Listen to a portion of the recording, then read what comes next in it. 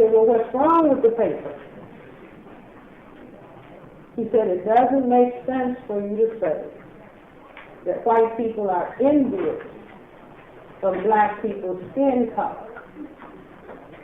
And I said, but white people tell me this. I don't ask black people what white people think. And I have all these letters from white people saying when they read the press theory, they would write and say, you're right, I was wishing I had covered. I think I have an article here, turn to the last page. See, time is interesting. Just hang in, and the truth will out. You see this article about tanning addicts? I just have to have a tan, even if I get skin cancer.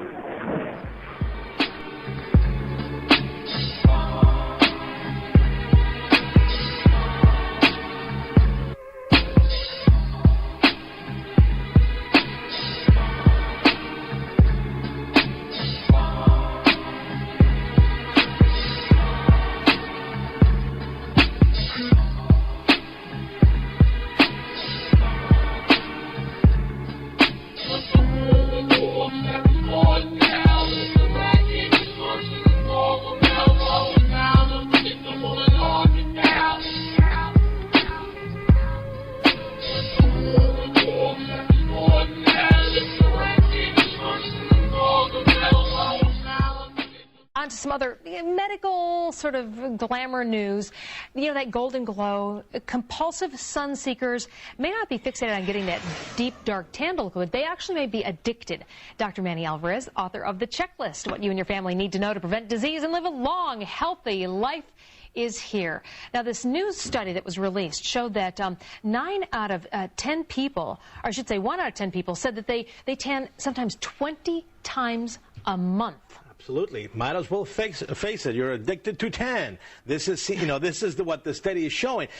Doctors keep saying, don't do excessive tanning. Put the creams. Be careful with your skin. The rates of skin cancer are off the roof, not only here in America, but around the world. And what we're finding is that no matter what we say, dermatologists in particular, talk about aging. We talk about all these anti-aging creams and things like that.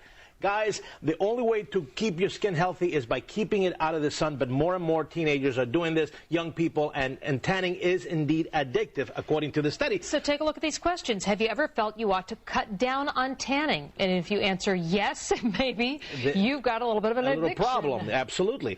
And how many people, are annoyed when you get criticized that you say, my God, you're doing too much tanning. That's another characteristic that this really is kind of like other addictions where, people say, are you drinking too much, and the alcoholic gets upset. Right. Now, people wonder, why the addiction? Well, when we talk about seasonal affective disorders, what do we tell people? Disorders. What do we tell people? That disorders. What do we tell people? That disorders. What do we tell people? That the light stimulates the endorphins in the brain. It gives you a better mood. Well, here in particularly, there's 2 factors going on. Number 1, you have that light, okay, that sunlight or that UV light that is making your skin nice and tan, but it's also giving you those endorphins in your brain, so you get a natural high. So you do feel better. Right. And for some people, the characteristics of excessive tanning fall into the same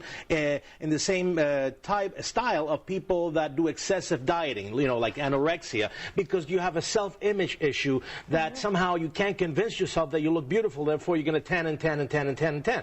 So we have a disconnect between this kind of behavior, the high that you get from the light, the self-image problems. All these tanning salons are not regulated for the most part, and that's another big ticket item that I have, and people have to get the message that, of course, getting too much sun is bad for you at the end of the day, no matter what. Regardless whether it's a tanning salon or outside, right. Outside in the sun, be careful. You get the good stuff, the endorphins, but the bad is you get that skin cancer and you get old. Right. You don't want to look like me.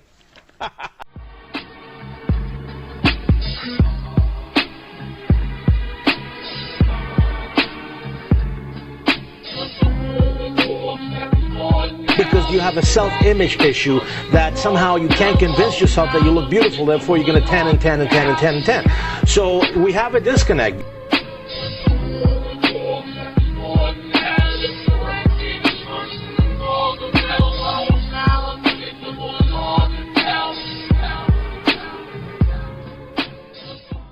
I found out so much about melanin, you've got to start looking into melanin. And the brother said, melanin? Nobody's interested in that. What's that? You see what I'm saying? So when I see this, I am really turned on. From plants to planets through melanin. Ladies and gentlemen, black men and black women, brothers and sisters, it is important that it be clearly stated for a historical record. The very beginning of melanin investigations by black people in the modern era, the past 2,000 plus years, and the awareness of the importance of melanin for all human beings. Prior to this time, melanin as a pigment was investigated by white-skinned people, but the emphasis was placed not on human beings, but on other animals. The only focus in human beings was the importance of melanin as a shield from the ultraviolet rays of the sun, which often cause cancer in white-skinned people. The Crest theory of color confrontation and racism and the behavior of the human population. That paper was the very first to identify the global white-skinned population as being variants of albinism. And that white-skinned people indeed envied black melanin pigment. That paper clearly went on record as identifying the global white population as a tiny minority, genetic recessive in terms of skin coloration, when compared to the vast global majority of black, brown, red, and yellow peoples.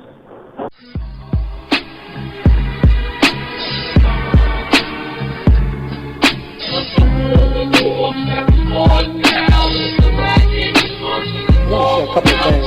I really don't want you all to miss me. There's only one nigger on the planet. I really don't want you all to miss me. There's only one nigger on the planet. I really don't want you all to miss me. And the only nigger on the planet is the white man and the white woman.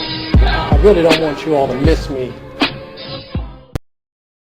Turn nothing to something, that pimpin' as a savior. Best things like ring, that pimpin' get your paper. High off the ground instead of skyscraper. Cool out, thinking we local, come on homie, we major.